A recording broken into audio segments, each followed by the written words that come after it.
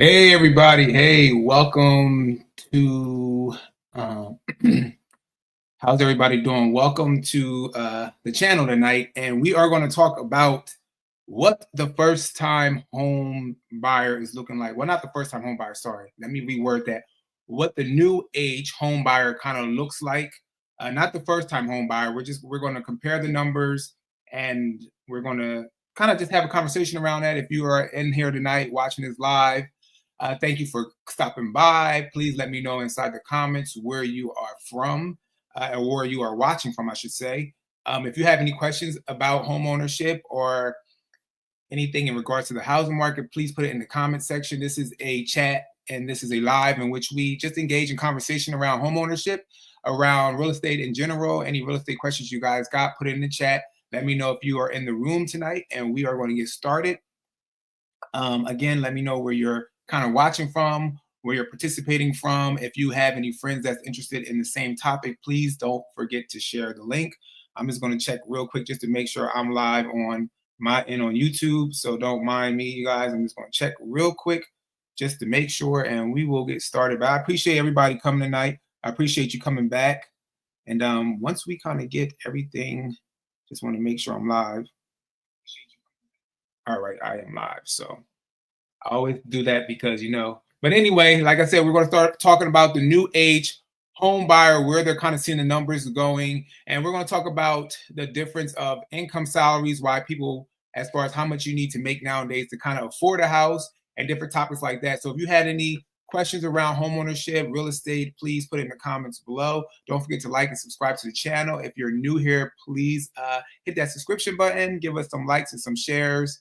And let me present this article real quick, but I appreciate everybody joining in tonight. So the first thing we're going to basically talk about is in regards to what is the new age of the typical home buyer that we're seeing nowadays. Not the first time home buyer, but the typical home buyer. Hey, what's going on? James Clark from New Jersey. Thanks for the information videos. No problem, no problem. Thank you for stopping by. I appreciate it. And so let's get here first. Age of the typical home buyer. Let's see. Here we go. And we'll share it. I'm going to make sure you guys can see this. Let me know if you can see it. I'm going to make it a little bigger so you guys can definitely see it. And we'll just kind of go through this article. Let me know your thoughts, how you feel about this, as far as what's going on now in this housing market. So what it says right here, NAR, which is the National Association of Realtors annual profile of home buyers, which includes several new records, illustrates just how hard of a market it's been for would-be home buyers. So they're basically saying today's buyers look vastly different from a generation ago. And so we're going to go down because we're not going to read the whole article. Let's say right here, the disappearing first-timer and aging buyer pool. NAR, which is the National Association of Realtors, reports that the share of first-time buyers between July 2023 and June 2024. So we are now in November 2024, heading into December shortly.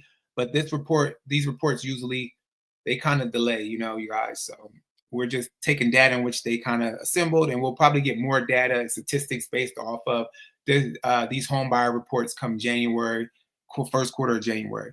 Says it dropped to a new historic low of just 25% of all buyers, a significant decline from 32% the year before.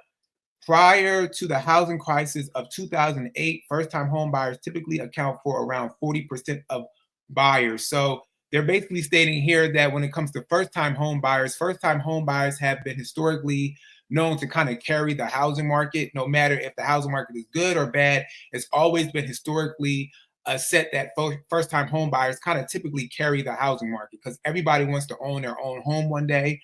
And as you grow older, you've been, taught that you get older, you get a job, and you make a nice living for yourself. You get a car, you get a house, and so people typically want to accomplish those goals. So that is why first-time home buyers usually accounted for about 40% of home buyers. But since 2024, well, 2023 to 2024 is starting to drop. This is a low of 24% of all buyers, a significant decline of 32% the year before. So the home buyer, first time home buyer, is kind of dropping now. Additionally, the medium age first time buyers increased from 35 years old to 38 years old in the past 2 years. Another record for the survey, NAR noted that the typical first-time home buyer of the 1980s was in their late 20s. So again, that's another, like they said, that's another historic thing happening. What's going on, Monique? What's going on? So I'll put James on the screen. What's going on? What's happening, Monique? Thank you guys for joining tonight. I think people will probably trickle in a little later if they can join us tonight, but I appreciate you guys jumping on. Just talking about the new age home buyer. Again, if you're new to the channel, don't forget to subscribe to the channel, like, share, and we're just diving into this information. And again, please, if you have any questions, any concerns about the housing market, put it in the comments. Let's have a discussion. That's the point of these lives, to kind of have a discussion with people out there.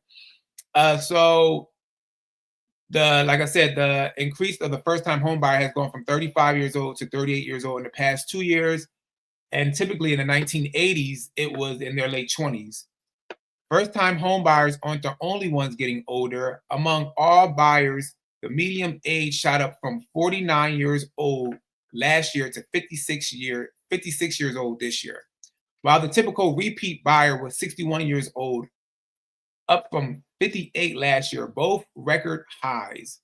So again, so right now, what we're seeing, as far as she said, I haven't given up. Yes, do not give up. Do not give up on buying a home. Even though these new stats have come in as far as the age range, they're basically saying a lot of the buyers nowadays, the typical buyer right now is around their 50s, 56 years old. And the reason why they're saying that these buyers are typically in their 50s is because some of these buyers might have already owned a home back in the day, bought a home. And if you don't own a home, it's never too late to try, right? But they're kind of taking these reports based off, or this data based off of home buyers who already had a home, and now they're in the market basically buying another home. Either they're, upsizing to another home, possibly relocating to another home. I know 56 is not really an old age, but some people might be downsizing if they feel like the kids have already left the nest and went to college, depending on what age they had their children. So right now they're saying that the typical home buyer is about 56 years old. It says married without children. Buyers are older, but that doesn't mean they're more likely to have children at home. In fact, the opposite appears to be true. According to the National Association of Realtors, 73% of buyers did not have children under 18 years old living at home, another record. A huge generational shift from the late 80s, where half of buyers had children at home. So another record is, again, like I stated before, is either one, the children have already grown up, they left the nest, they went off to college, so they're not. So these buyers that are buying homes now that are in their 50s, they don't have 18-year-old children. They don't have children under 18 living at home, or they might have children that are above 18 that's living at home that can't afford home ownership or can't afford to rent. And so they come home after college and they live with their parents. So you're seeing more of that happening nowadays as well, along with some people that are in their 30s. Like they said, the first time home buyer went from 35 to 38. Traditionally, it was in the late 20s. Back in the 80s, I think it was about 25, 26 years old. Now it's about 38 years old, as they're stating now, as far as according to their data. So what's happening now is that these 30-year-old people, including myself, we don't have children nowadays because the economy is so stressful on the millennial generation, the older millennial generation pocket, the younger millennial generation's pockets, and also some of the Gen Zers. So we're not having as many kids as we typically had years before. And so because of that, you're seeing home buyers where they're not having children living at home no more. What Monique said, is this why the trend is for more condos, apartments, as opposed to single family homes with an actual yard? So a lot of people are kind of going towards condos and apartments nowadays. It depends on where you're at when it comes to condos. Down here in this Metro Atlanta area, again, it is all, not only just the area, but it's also the neighborhoods. When it comes to condos, some people are not even buying condos because the HOA fees are becoming drastically high to maintain. So you're getting people who are actually trying to get out of condos, but a lot of people or buying might be buying condos just because those price points are a little lower. But also, like I said, if it's offset by a higher HOA, it kind of all equates at the same time. So it might make sense for some people to actually buy a single family house if you feel like the condo. Let's say the condo is $200,000 nowadays, right? Which down here in Atlanta, depending on where you're at, again, I'm gonna use Midtown for an example from a personal experience that I had with a client that's trying to sell their condo. Their condo, they bought it a couple years ago, is about 800 something thousand dollars. It's a 3 bedroom, 3 bath condo, and their monthly HOA is about 800 something plus a month. So, and they're trying to actually exit out of this condo. So it depends. Again, it offsets depending on where you're at. But if you can buy something at that price point, you might be able to buy a single family house. But a lot of people are trending that way in certain cities and certain areas as far as buying condos if it's more affordable, maybe a townhouse if it's more affordable. But yeah, but most people might swing that way. But it has to make sense in regards to that monthly note. But yeah, in apartments as well, as we know, apartment complexes as far as the rent has risen. But you'll get some people that'll go into apartments. Some people will rent more often nowadays because they feel like it's cheaper to rent than to get a mortgage because the offset as far as the high unaffordable homes currently mixed with that interest rate, that higher interest rate is giving you a higher mortgage. And if your mortgage is hitting, let's say 2,000 plus a month, and you can find a place to rent at 1,500 a month, most people are just like, hey, I'd rather just do the 1,500 a month. So yeah, so that's where it's kind of going a little bit, Monique, where you're finding more people willing to kind of not buy a single family house no more, and they're willing to either possibly buy a condo if they can afford to do so, and also possibly rent if it makes more sense as far as where they're trying to go in their endeavors when it comes to possibly home ownership in the future. They figure I can rent a little less and possibly save some on the side. But then that all gets um, kind of messy too, right? Because if you have a car note, that's very expensive. If you're driving a luxury car and the car note's kind of pricey, it depends on where you live at as far as you're renting, right? It also depends. It depends on your lifestyle. So it all comes down to you as a person. If you want to buy a house in the future, you have to then create a budget for your lifestyle, right? It's a lifestyle thing. It's also when it comes to your job and everything. But we're going to talk about more of that as far as income and jobs, so we can kind of get like a kind of like a base point as where the housing market is not only going, the typical age of home buyers nowadays, but also the income levels, the ages, and all that stuff. So let's dive back into this article. Thank you guys again for stopping by tonight to tune in to this live. Please don't be shy to put any comments, any questions in the chat. Let's make this a place where we can have conversation. All right. It says, so let's go right here. It says buyers are older. We read this already. They don't have children living in the house under 18 years old. It says a huge generational shift since the late 80s when half of the buyers had children at home. The percentage of childless buyers has been steadily increasing since 2019, rising 8 percentage points in just the past 5 years. So they're saying again that the percentage of people buying nowadays are less and less to have children under 18 years old living in the house. However, the number of homebuyers living in intergenerational houses where families may include grandparents hit a record high of 17% during a period study. So again, like I was saying earlier, as far as that multi-generational living, this is what I've been seeing too, as well, as far as helping people when it comes to buying houses nowadays, or even people that are selling houses. I'll talk to them, and a lot of them are creating multi-generational living where you might have an in-law suite, you might have it a house like I'm gonna say a two-story house with a finished basement, because down in Georgia is you get like basements. A lot of basements down here aren't finished though, but you have to kind of finish them out. But depending on where you're at, I don't know how the houses are structured in your area, but you'll get families where they'll buy this two-story house, might have a basement at the bottom of it. If it's not finished, they'll finish it off, and they'll create like an in-law suite, or they'll create a thing where they can actually rent it out to people that are looking for apartment living, just to kind of get more income in the house to help pay that monthly mortgage. So we're seeing more intergenerational living in the houses and stuff like that. He says, James says, seems that older folks are downsizing. Yes, you're getting older people that are downsizing as well. A lot of people now, if they had those two-story homes that were very big and spacious, a lot of square footage, they want something smaller. They want to live in like a rancher now. They want a one-level type of home. I've been getting a lot of requests where people kind of want a one level home, which is a rancher, depending on how you kind of say it. But they also kind of want a basement as well, just in case any family come over again for that possible multi-generational or intergenerational living and everything like that. So yeah, people are definitely some the baby boomers, the silent generation. Those people are definitely trying to downsize.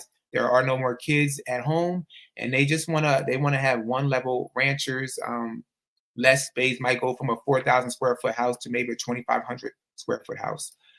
All right, let's jump back into this. It says among all buyers, 62% were married couples, up slightly from last year, while the share of married first-time home buyers dipped 2 percentage points to 50%. Unmarried couples accounted for 12% of buyers, and it says single women buyers posted the biggest change, increasing from 19% to 24% of all buyers in the course of a year. So yes, more women have been buying houses. If you guys don't know, and I'm pretty sure you might have seen this recently in a report in regards to more women are buying houses. They are outpacing men when it comes to buying houses because women, they kind of write things down more than men. They kind of structure stuff out more than men, and they have a detailed plan sometimes more than men. So women know where they kind of want to go.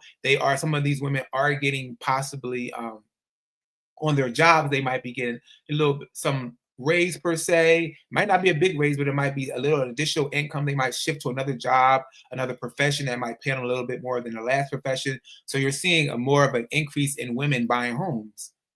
It says, let's go down here to kind of get in some more of these statistics. It says on one demographic characteristic that has not changed significantly is the racial and ethnic makeup of buyers. White buyers accounted for 83% of all buyers this year, up from 81% last year. So there are more Caucasian buyers buying homes, up basically 2% from last year, while Black buyers recovered some ground after their numbers fell in 2022. They accounted for just 7% of all buyers. And then it says, while the share of Hispanics and Asians both declined slightly to 6% and 4% respectively. Among first timers, however, the buyer pool was more diverse, with white buyers accounting for just 68% of the total. So again, you're getting more Caucasian people buying up the market. And if you guys don't know, historically, back in the days, as far as when it came to even Black people buying homes, Black people are behind in the rate as far as home ownership in America. So that's why I always encourage more and more people of color, particularly more Black people, to kind of buy more homes. Don't be so quickly to sell off our homes if we have them, because we are behind in the percentages, as you guys can see, also Hispanics and Asians when it comes to home ownership in America. And one of those slacks when it comes to Black homeowners is because we weren't traditionally able to have homes many years ago, right? So we're kind of trying to catch up to the race and kind of get into the game. All right. So right here it says what and where buyers are pushing and more takeaways. So we'll read real quick. 90s era homes are the norm again. For more than a decade, the typical home purchase was built in the early to mid 90s. The trend line took a notable dive during the inventory crunch of 2022 and 2023. So as you guys all know, inventory was low, and that's why people were stating that they were able to create a demand because inventory was low and there was a demand for people trying to buy homes. Home prices increased, right? When you have more people trying to buy, you have less inventory. People then gouge prices, similar to what happened during the pandemic when people couldn't buy toilet paper and Lysol and all that stuff. You would go to stores or go online and everything was just, the prices were just out of control, right? It says fallen by 8 years, but appears to have recovered. NAR credits new construction inventory for helping lift the typical home age back up this year. And then it says the urban exodus wasn't with the pandemic largely in the rear view mirror.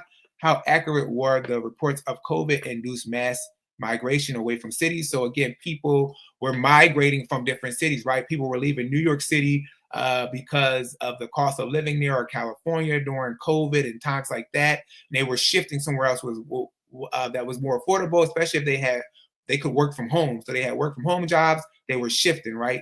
So you get a mass exodus, like this migration happening around different cities because of the pandemic. And then down payments were up, right? First time home buyers in particular are shelling out more cash to secure a home. According to NAR, first time home buyers, they typically put down 9% of the home's purchase price in the last year, which is the highest level since 1997. Other recent studies have found that down payments are increasing across the board. So we all know doubling in the past 4 years, according to the data at realtor.com. So we all know that the increase of down payments because the price of the home has gone up. So the home uh, typical down payment has increased as well. So let's kind of dive off of this. If you guys have any questions, any comments, want to chime in regards to this housing situation, the new age home buyer that we said right now is basically 56 years old. The typical first time home buyer has gone down in age to 38. I mean, has gone up in age from 35 to 38 years old. And we are seeing that most of the repeat home buyers, as far as that keep repeating home ownership, are around their 60s, 61 years old. So let's dive into now where I kind of want to dive into when it comes to the market, as far as how much home buyers need to buy a house nowadays. So if you guys haven't been seeing this, there's been studies happening in regards to how much you need as a home buyer to kind of buy a house. Hold on one second. Can you send me my comment if it's not? No, I don't see your comment. I don't see your comment link. So I'm not sure why you're not able to comment, but I don't see you. So I'm not sure why you're not able to comment on the live. That's weird. Everybody else, is everybody else able to comment? I don't know why you're not able to comment. That's weird. I don't see your comment though. No. Let me check. Maybe it might be in the private comment section, but I don't see it. No, I don't see it. Might have to try on a different device. But yeah, so let's kind of dive into. It says home buyers need to earn 47,000 more than in 2020. This study was done February 29th, 2024. So we know that has increased a little bit, or it might have softened depending on um, the data from all around. Like this is a national thing. So this is national numbers. This is not just a generalized number. So this nationally. It says home shoppers today need to make more than $106,000 to comfortably afford a home. That is 80% more than in January 2020, showing how the math has changed for hopeful buyers who are often more partnering with friends and family or house hacking their way to homeownership. So again, partnering with the friends and family, that's that intergenerational multi-family living that we were talking about earlier. So right now they're saying most people that want to buy a home on average nationwide per se would have to make comfortably at least $100,000 plus. Housing costs have soared over the past 4 years, which we all know. A monthly mortgage payment on a typical U.S. home has nearly doubled since January 2020, up 96.4% to $2,188, assuming a 10% down payment.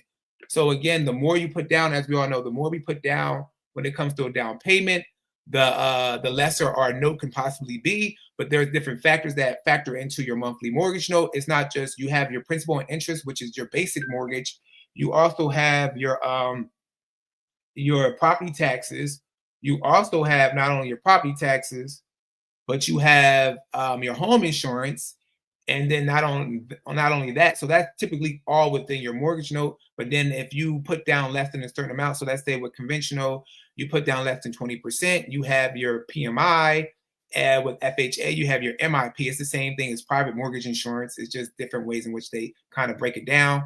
And then not only that, you have, so that factors in depending on how much you put down for your down payment. And then on top of that, you might have an HOA fee. So all this kind of accumulates to make your mortgage fees. And if you guys don't know, I'm pretty sure you do, home insurance can go up, property taxes can go up according to tax assessors assessing the area, and also HOAs can go up.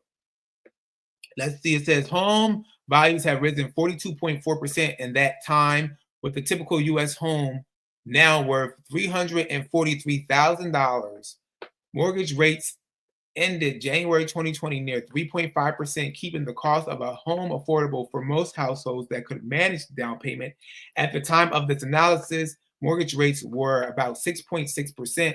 So now today, I believe the mortgage rates have softened. We'll check that report out as well, where I usually go to Mortgage Daily News, and we'll check that mortgage rate out as well. But as you can see, everything is going up. It says wages have not kept up, though. We know that. We know wages have not kept up. In 2020, a household earning $59,000 annually could comfortably afford the monthly mortgage on a typical U.S. home, spending no more than 30% of its income with a 10% down payment. That was below the U.S. median income of $66,000, meaning more than half of American households had the financial means to afford homeownership. Now, the roughly $106,500 needed to comfortably afford the mortgage payment on a typical home is well above the typical U.S. household earns each year, estimated at about $81,000. So they're saying a typical U.S. household makes about $81,000 a year. And so, like I said, so we're not going to read all this right here, but this is basically talking about how people now are kind of buyers are teaming up, they're house hacking, they're intergenerational, multi-generational living, and this kind of dives more into where a home is most and least affordable. So we'll dive into this a little bit. Metro areas where a buyer could comfortably afford a typical home with the lowest income are Pittsburgh, $58,232 income needed to afford a home. Again, this was in the beginning of January. This was in the beginning of 2024 in February. So it might have increased, it might have dipped, depending on how our market is kind of trending right now. Memphis, 69,000. That's rounded up to 70,000. Cleveland, that's rounded up to 71,000. It says New Orleans, 74,000. Birmingham, 74. That's rounded up to 75,000 a year. So these are cities where they're saying it's more affordable to kind of afford a house. And then there are 7 markets among major metro households incomes where a household income must be at $200,000 or more to comfortably afford a typical home. The top 4 are California, San Jose, San Francisco, Los Angeles, San Diego, Seattle, Washington, New York City Metro, and Boston. So they're kind of highlighting all this. And so, as you guys can see, like I stated too, these numbers kind of they trended upward now a little bit as far as the affordability of what a homeowner needs to be able to make to afford to buy a house nowadays. So the unaffordability level when it comes to buying a house nowadays is skyrocketing. The wages are not keeping up with the housing market. And now let's kind of dive into, if you guys have any questions, anything about real estate, put it in the chats. Put in the chat. We are here to chat together. So don't be scared to put it in the chat. All right, let's go to the average salary now in the US. Now let's kind of dive into the salary right now in the US. And again, this is based off of US Today. The last report was based off of Zillow. The first one was National Association of Realtors as well. So we kind of know where this news is coming from, but this is data in which they are kind of piling up and compiling, I should say. So it says right here, the average salary in the US in 2024. This article was written September 26, 2024. Average salaries and wages in the US. Sorry, you guys, people keep texting me. I feel like I get more texts when I'm on live than when I'm not on live. And but I appreciate you guys tuning in tonight. Let me know what you guys feel. Also, let me know what other topics you kind of want to talk about when it comes to the real estate market. Like I said, I've been trying to reach out to some a home insurance agent in regards to homeowners, but not only homeowners but home buyers when trying to find a home insurance carrier. And then also I've been trying to reach out to some estate people when it comes to real estate taxes and stuff like that, and some real estate attorneys. So if you know anybody, please let me know. I would love to have them on us live so we can actually have an in-depth discussion around real estate to help you guys going forward with any of your real estate needs in the future. So it says right here, averages and wages in the United States. It says, for example, Mississippi is the lowest earning state with an average income of around $48,000, according to the U.S. Bureau of Labor Statistics.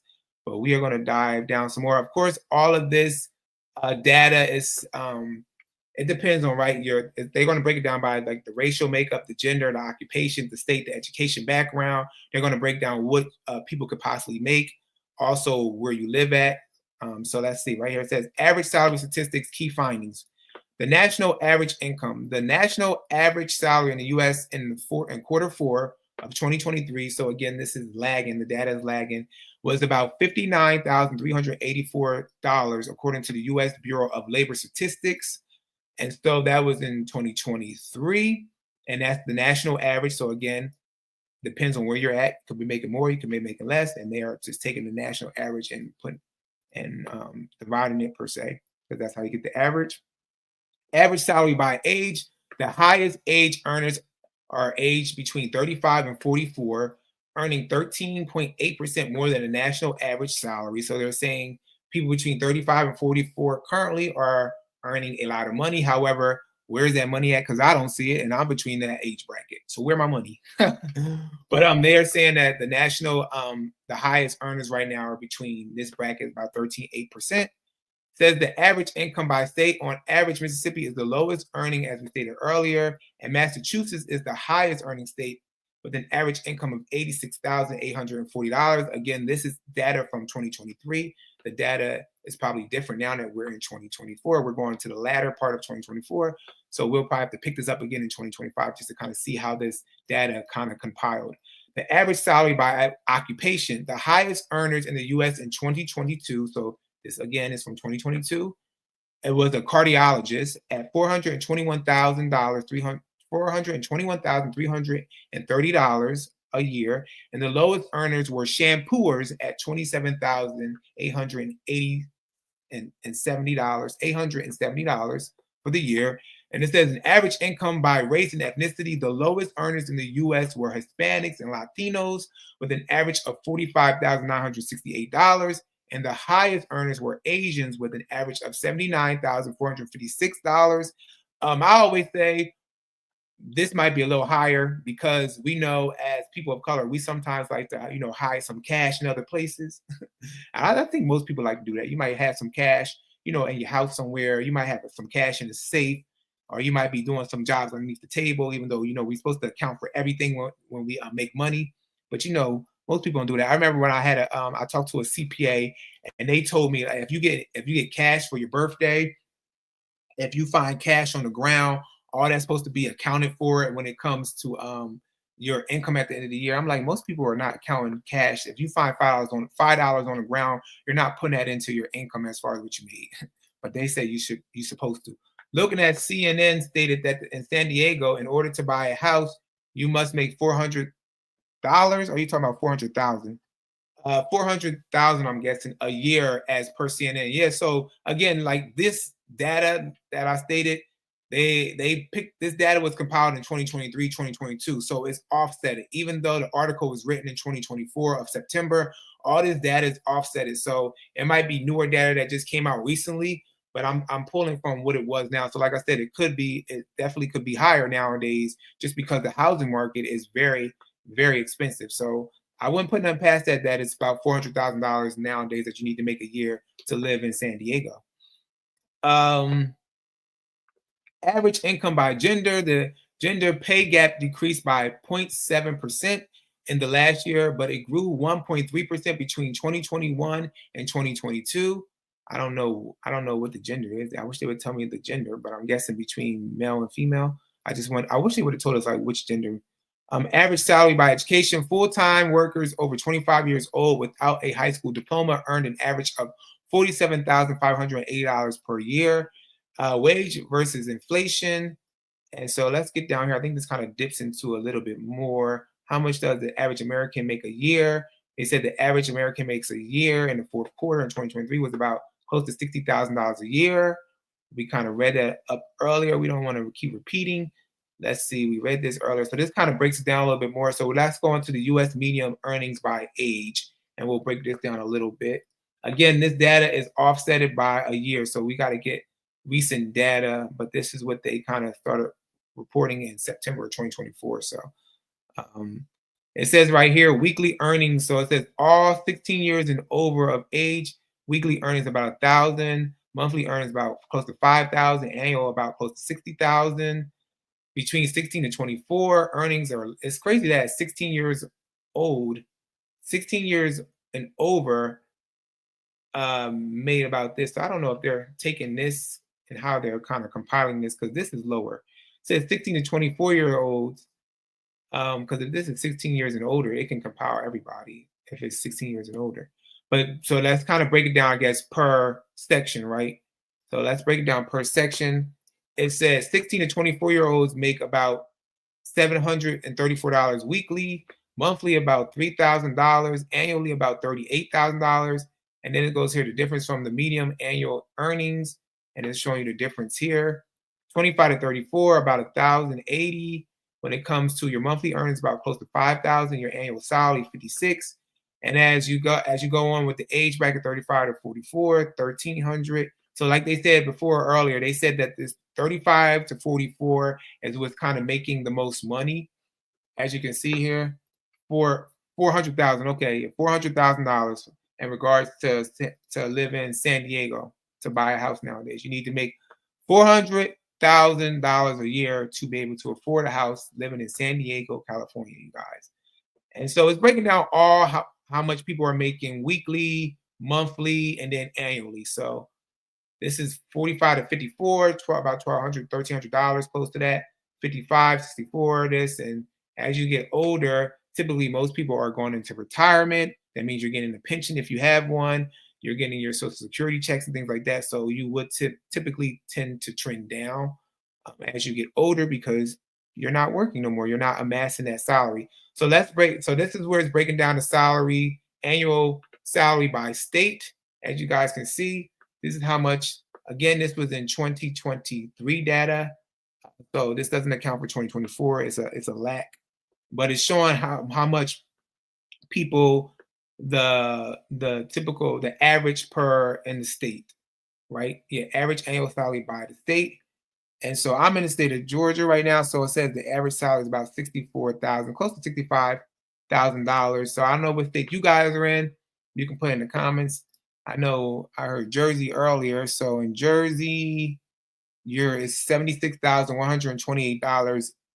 That's what the salary looks like in Jersey. And they said Massachusetts makes the most, 86,840. California, they're saying it's about 84,000, which is crazy because the houses out there, you're buying $1 million, million dollar homes, like, in the multi-millions. All right, so let's kind of get out of here and let's break down, because I don't want to keep you guys long. And again, if you guys have any questions, anything you want to say, please don't be shy. Talk to me in the comments. I know Lang was trying to talk to me. She texted me. She couldn't talk to me in the comments. I don't know why it's not allowing her to comment, but all right. Now let's kind of dive into, because I don't want to keep you guys all night, and I know we're going from 6:30 to 7:30. And let's dive into I kind of was fascinated when they kept talking about the 80s. So I wanted to kind of dive into the 80s market, like the difference between the 80s when it came to home ownership and the current years, and how that kind of factors in. And because back in the 80s, according to what I was reading, the interest rates were in the 9%. They were high in the 80s. The interest rates were high. The houses started to go up in price as well. But nowadays we're having something similar happening, right? We're having higher interest rates, even though typically right now, where we're at interest rate wise. I think I froze, you guys. Did I freeze? I think I froze. Let me know if I froze, you guys. I think I had froze for a second. So if I froze, let me know. Because I showed on my end that I froze. So let me know if I froze, and just let me know if I'm back. Say you're back. Say not frozen. I just want to know. So I know, because it looked like I had froze for a second. But let me know in the comments. And I'm going to, while you guys are going to let me know, I'm going to scroll up and we're going to go through this, because I don't want to read the whole article. But all right. It looks like I'm back on my end. I can see it's showing me that I have the bars on my end. So I don't know. No one's commenting. So I don't know if I froze or not. Let me know, you guys. Let me know. But I'm going to keep going, because I don't want to just stop. If I froze, you guys will let me know. So let's see. What is this?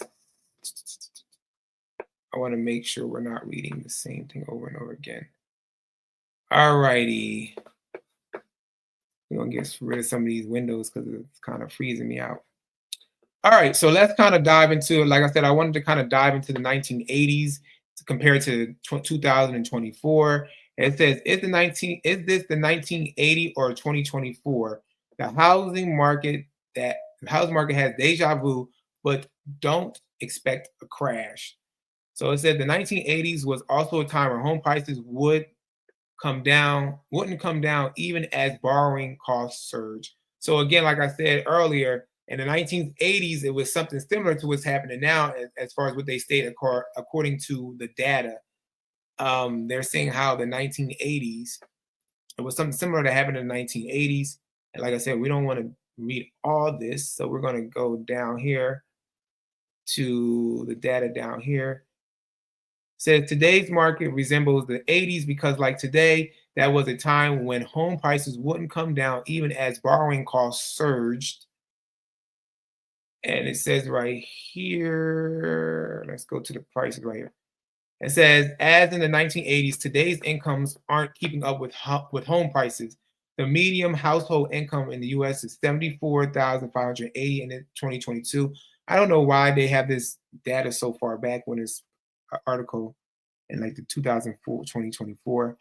It says to comfortably afford monthly housing costs for a median price. We already ran through this earlier. It says last year, let me see. I had something in here that I wanted to show y'all about the 1980s. Nixon isn't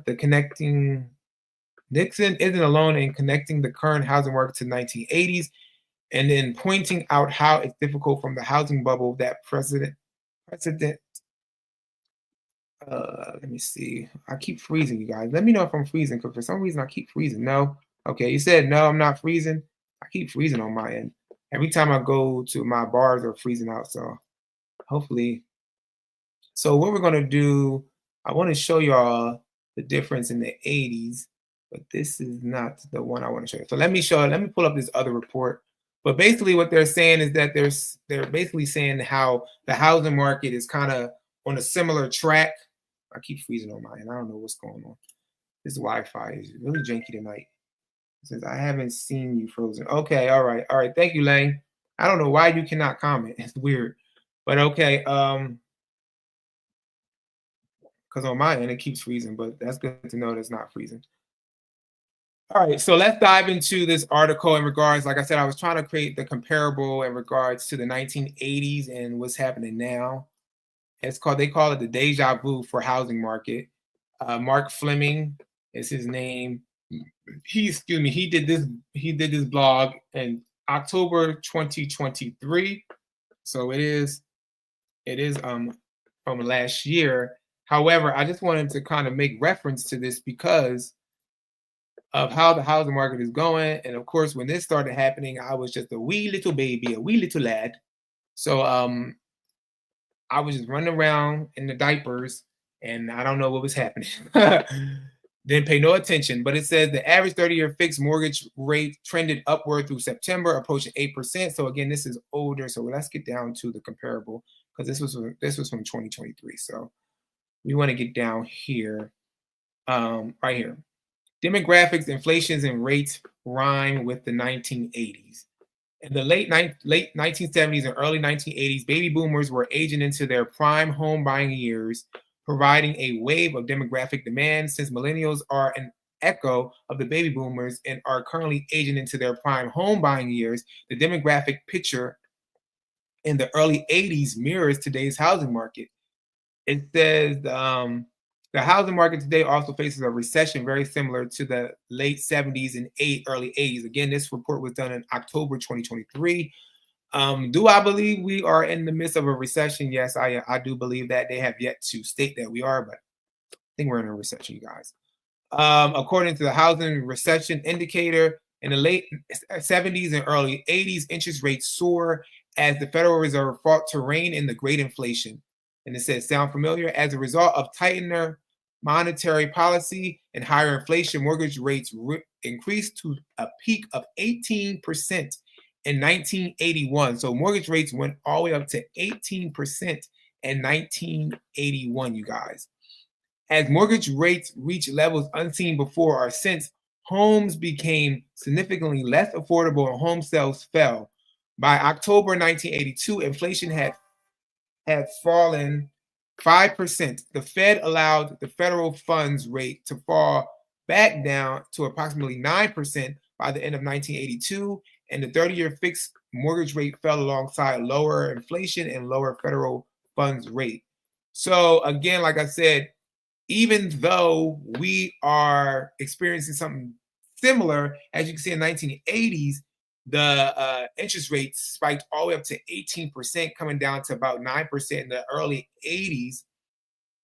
And right now, what's happening in the market right now with interest rates, we are going, we're going back and forth as far as the interest rates. They had slipped a little bit, then they went up, and they slipped back down, and they went up. So we're kind of hovering at 6%, hitting at 7%, going back down to 6%. Some people are able to get some 5% interest rates. If you're going to some new construction people, they might be giving you a buy down interest rate, a 30-year fixed buy down interest rate. So some people are going new construction because some of these new construction lenders are buying down the interest rate. All right, so let's kind of look at this chart, and we're going to take a look at this chart, make it a little bigger so you guys can see. So this is the chart that's basically talking about what's happening. So right here in the gray, this gray right here is the housing recession. So every time you see gray on this chart, that's where there was a housing recession. So we saw in the 80s, 82, around here, and then all the way in 2022, 23-ish, this is a housing recession. That's what that gray states. And then this green line right here, it states the existing home sales. And then this blue line right here is house prices. So basically what it's saying is that as house prices went up, existing home sales fell, and then they meet back up. So right, it says existing home sales fell nearly 50% from the peak in 1980s to the trough in 1978 to the trough in 1982, before rebounding alongside lower mortgage rates. Home prices surged by over 14% in 1978, and then flatlined as year-over-year growth slowed to just 1% by 1982. Today's market is similar. Home sales face more downward pressure than prices. So it says home prices climbed nearly 17% on an annual basis in 2022. Again, we're in 2024, before slowing to a 5% yearly growth rate in the second quarter of this year. So again, like as stating, as far as in the 80s, it's kind of like they said, it's kind of mirroring what happened in the 80s as far as home prices surging, interest rates surging, income's not really keeping up. And then finally, as we kind of got out of the 80s and into the 90s, income started to kind of rise. And we're hoping that we might see something similar. And, as we get out of this 2020 era and we get into 2030, and I'll just be older with more gray hair as we keep going. But let me stop sharing that. So if you guys have any thoughts about how that compares, I know it was kind of quick and fast, and it wasn't I didn't get too far into it because, like I said, I don't want to bore you guys to death too much, and I want to let you guys. We're going to check the interest rates real quick as well. So let's check the interest rates. So we'll dive into the interest rates again. These are the interest rates. These are national interest rates, so they're nationally based off of the it's nationally. So this is what it's overall looking like as of right now. So it looks like conventional right went back up to conventional 30-year fix. Let's look at it. According to Mortgage News Daily, as you can see, it looks like that 30-year fix right here, which is this is conventional. It looked like, as you guys can see, you see how in August of 2024, it was up here in the sevens in June.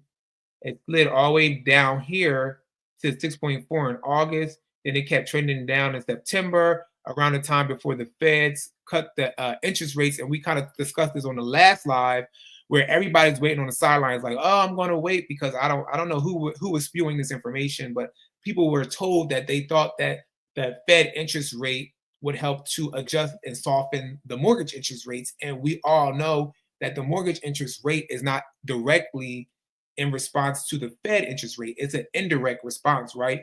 So typically, does it kind of soften when the Feds cut? Yes, it typically does. However, we don't know where it's going to go because the mortgage is based off the 10-year treasury bond. It's not based off of the Fed's economical uh, cuts per se when it comes to inflation and all those things. And so it trended down. And then after the Feds met, which was around September 10th, 11th, it went back up right away. Went right back up. Look, right back up, right back up. And now we went up, and now we're dipped down a little bit.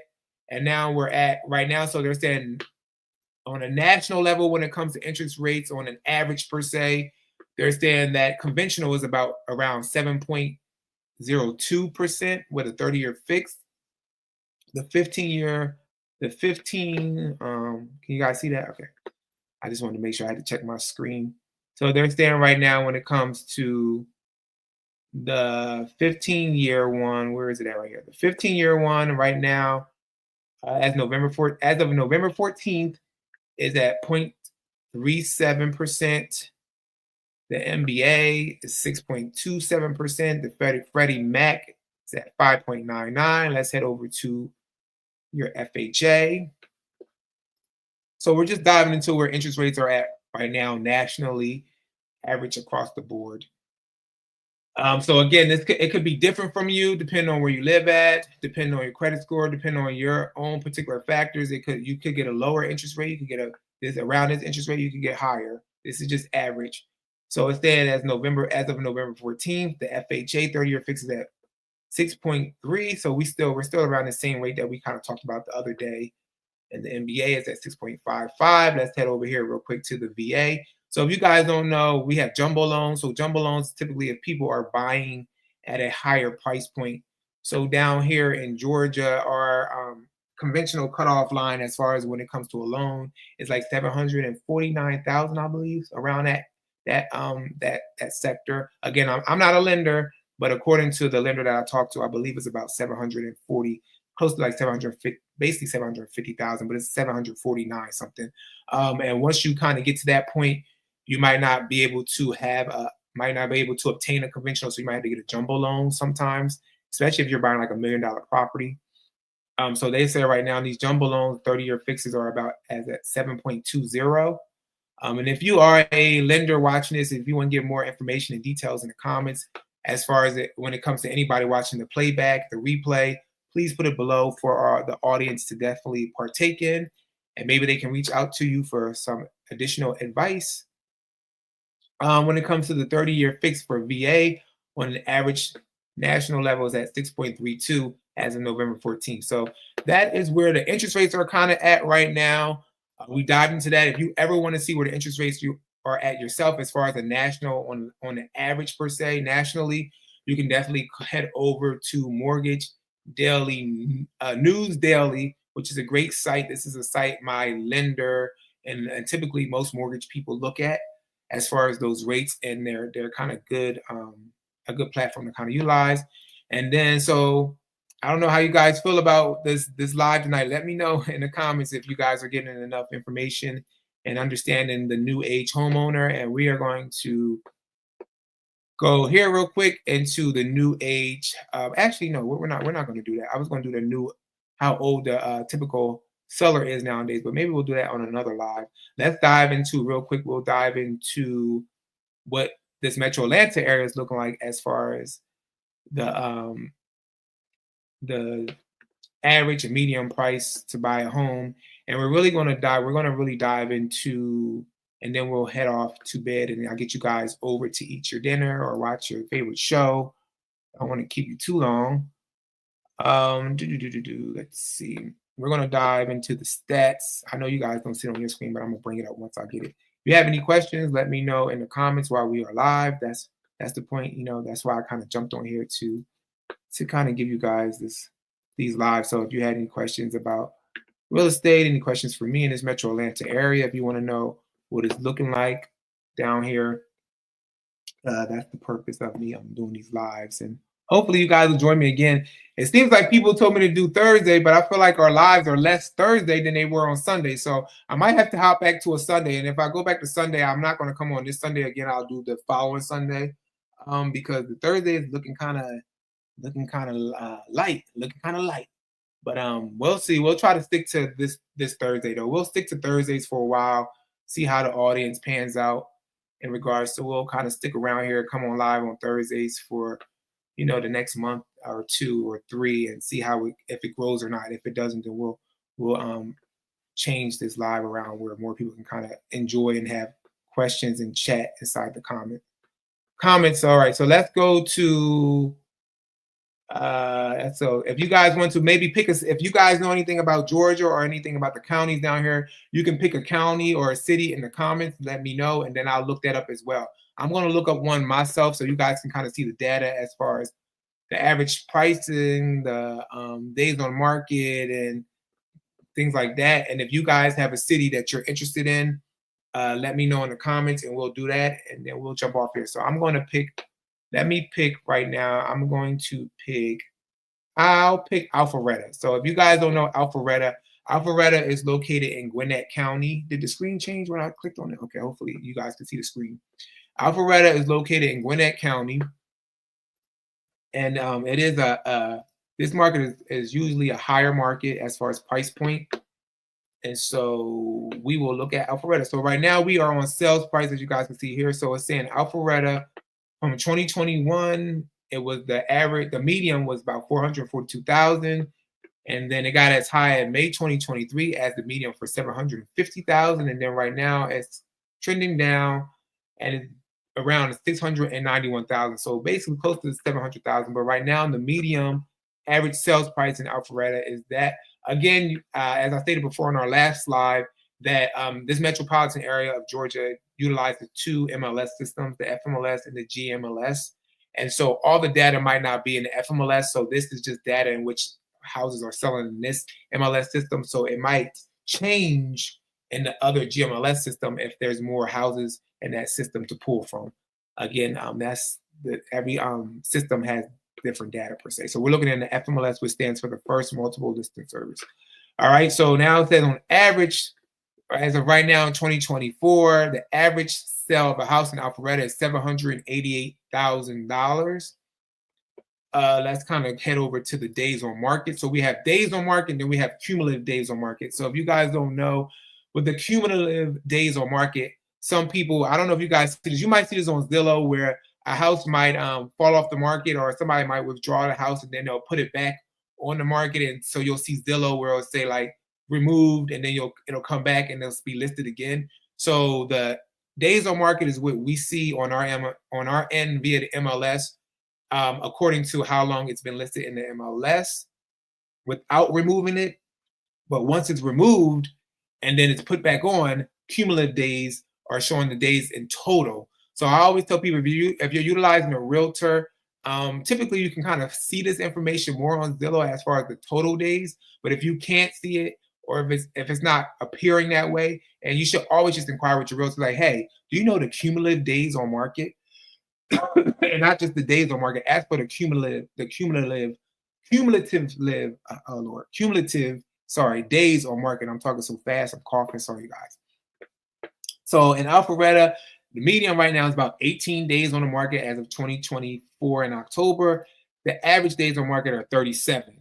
So again, average days, I kind of look more at the average days when I look at housing as far as listing house, helping someone list the house, or looking at how long it's sitting, because the medium is just that number, that's showing up a lot per se, right in the middle per se. But the average, they're adding on numbers up and dividing. So I always look at the average. I believe that's what medium is. Hopefully I don't look crazy on here, because I'm trying to remember my math, y'all. But I think I remember the medium is that. And then when it comes to the cumulative days, as far as medium is 27 in Alpharetta, average is 49. So cumulative altogether days. And then the monthly supply of houses available currently in Alpharetta is up to basically 3 months of supply of housing in Alpharetta. All right, so no one put any area that they want to see as far as to kind of dive into the stats and the data when it comes to the Metro Atlanta area. So since we don't have anybody wanting to kind of see any data, I'm going to call it a night. I appreciate you guys coming on here, staying on here with me, talking about this housing market, talking about what the new age home buyer is looking like as far as that age range, which is 56 right now, and how the first time home buyer has increased from 35 years old to 38 years old, and the repeat buyer is around they're 61 years old. So I want to thank you guys again for tuning in tonight. Thank you, Lang, as well. I got your text. Thank you, James. Thank you, Monique, and everybody else who came on tonight. And I will see you back here next Thursday at 6:30 p.m. Remember to tell a friend and remember to share. And let's keep talking real estate in the housing market. Take care.